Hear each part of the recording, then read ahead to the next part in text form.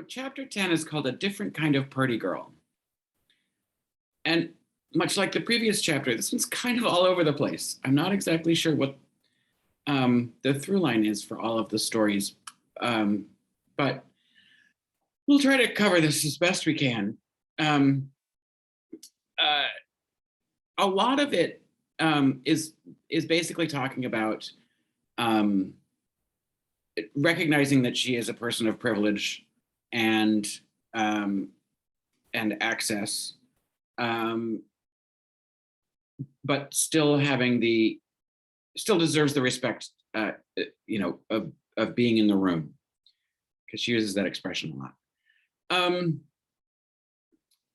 And she tells stories about when her father ran for president in 2008, and in a room with his strategists and speechwriters, and at one particular moment they wanted to put in his speech that because he was going to be 72 when he took office if he won, that he would pledge to be a one-term president and then let the next generation take over. And she from the corner said, "Don't do that. That sounds desperate. Like you're saying he is too old, but he's not."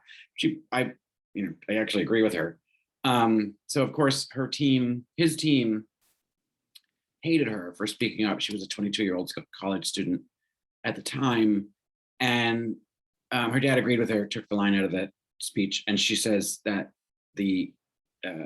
his strategists never forgave her for that. Now, it's hard to accept any relationship that she's describing that has any animosity in it, because she seems to think that people have it out for her all the time. So I can't really say whether or not these things are true. But then she does go into her father picking Sarah Palin as his running mate after not really knowing her, and I think that in an earlier chapter I pointed out that the rise of Sarah Palin was really the beginning of the acceptance of the rise of people like Trump, and she says the same thing in this chapter.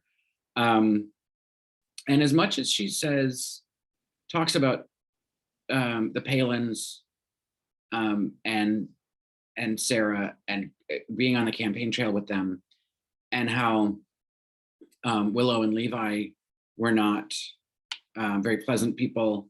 The younger kids were great, and that Sarah may have thought that she was a little more important than she actually was, and sort of took that whole thing, ego, to her head. And I mean, I remember at the time she kept saying, "I'm running for vice president," but it's like, no, it's not your campaign. You're on the ticket as vice president in someone else's campaign. But anyway, she really gives all the Palins a tremendous amount of grace,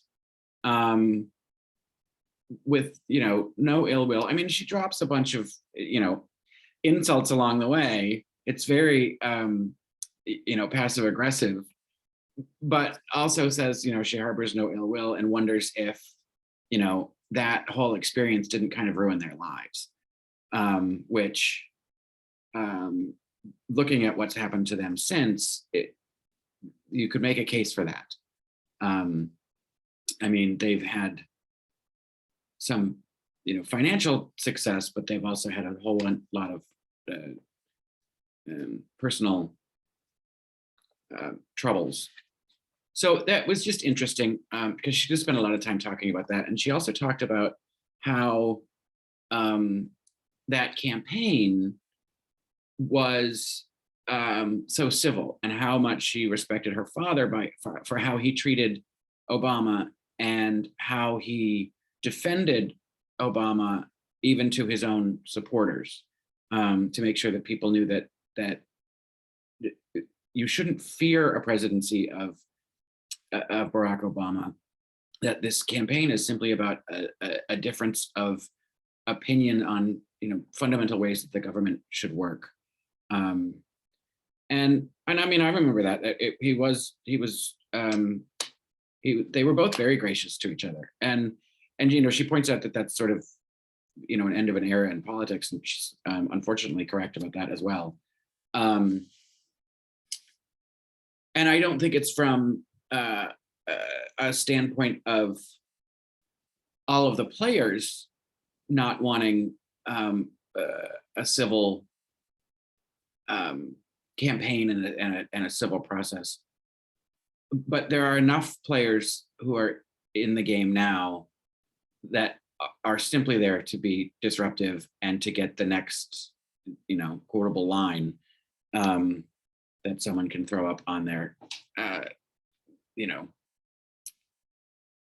pop up and their cryons and all the whole big deal. Chirons. I never get that word right. Anyway, so there's a lot of that talk. And then she was talking about her father's campaign becoming a book. It was called Game Change. And then it became a movie, I think, on HBO, starring Julianne Moore as Sarah Palin, I think. And it was written by Mark Halperin, who was on his team, and I forget the other guy. And she does take some digs at some of his staffers, Nicole Wallace included, about, they just, jumped ship and sold stories to Mark Halperin to try to distance themselves from, a failed campaign. So again, a little more passive aggressive behavior towards those folks. And talking about some of the inaccuracies in the book and the film. She didn't finish either, but little things like somebody saying that her father walked around in his underwear in front of people all the time. She said that's not true. Although I can imagine in some of those instances when you're traveling around and you're in hotel rooms and you've just got you're still talking strategy and doing the whole thing. You got to change your clothes. I can see that being a thing and not being I'm John McCain and I'm parading around in my underwear. Anyway, and so she talks about Mark Halperin being a traitor, and how when she was working for, I don't know if it was Fox News or MSNBC, it was MSNBC at the time, he came on to a program, and she had been public about not liking his book, and she went over to say hi to him, and he didn't reply, and then she said hello again.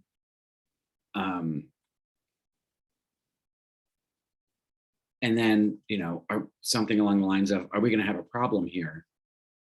And then he apparently went off on her about her, lack of credentials and being a spoiled brat, and blah, blah, blah.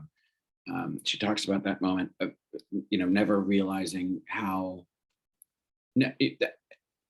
what an isolating feeling it was at the time, and how nobody had ever really spoken to her that directly, that coarsely before, specifically. And then, she had to go on air right after.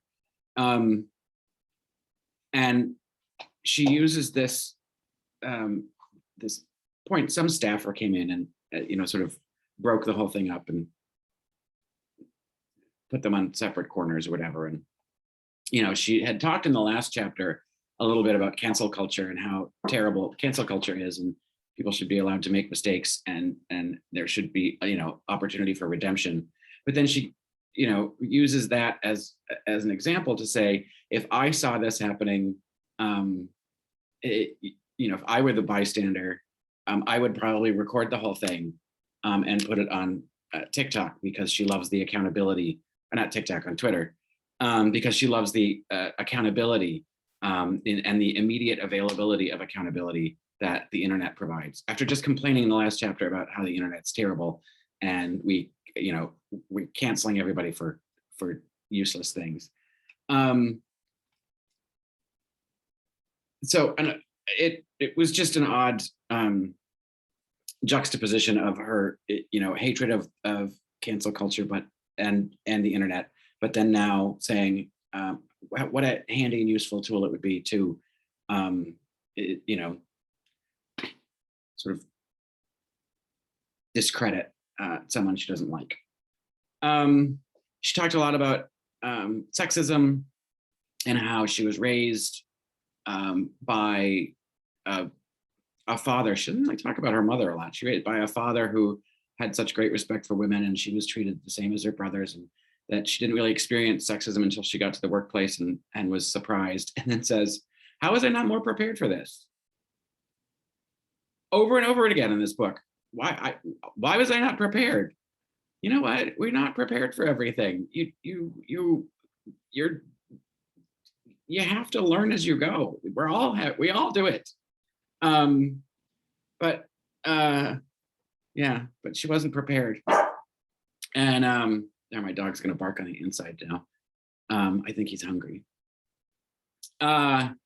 So it was a lot of that up and down. And she talks a lot about knowing that she's always going to be perceived as John McCain's daughter and a daughter of privilege and someone who doesn't deserve to be in the room, and she's going to continue to work as hard as she can to prove why she belongs to be in the room. And and